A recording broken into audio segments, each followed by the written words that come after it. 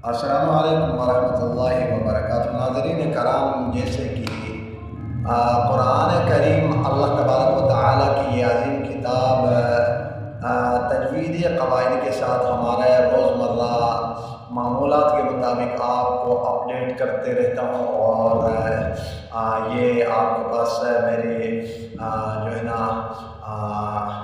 वीडियोस वगैरह आ रही हैं।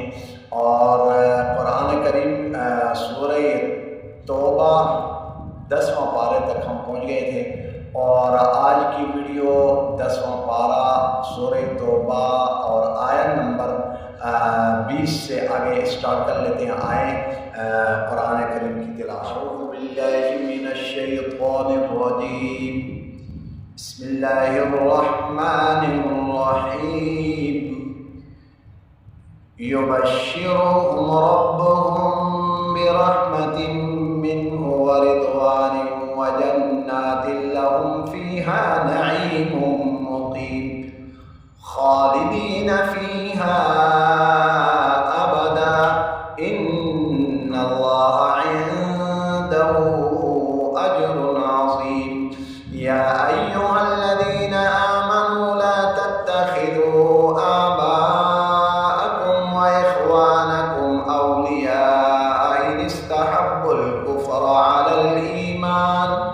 वमन यतवल्लहुम मिनकुम फउलाइका हुमुज़्ज़ालिमून। क़ुल इन काना आबाउकुम व अबनाउकुम व इख़्वानुकुम व अज़वाजुकुम व अशीरतुकुम व अम्वालुन इक़्तरफ़्तumuha وتجارة تخشون كسادها ومساكن ترضونها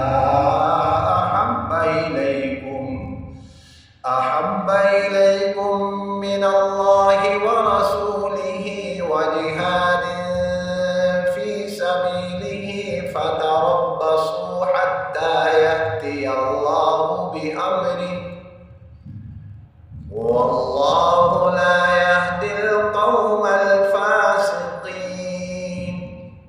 لقد نصركم الله في مواطن كثيرة ويوم حنين إذ أعجبتكم كثرتكم فلم تغن عنكم شيئا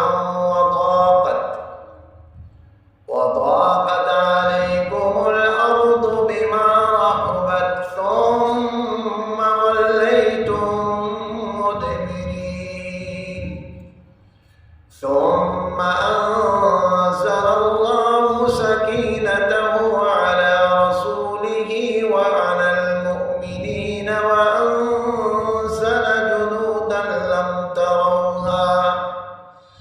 لم تروها وعذب الذين كفروا وذلك جزاء الكافرين।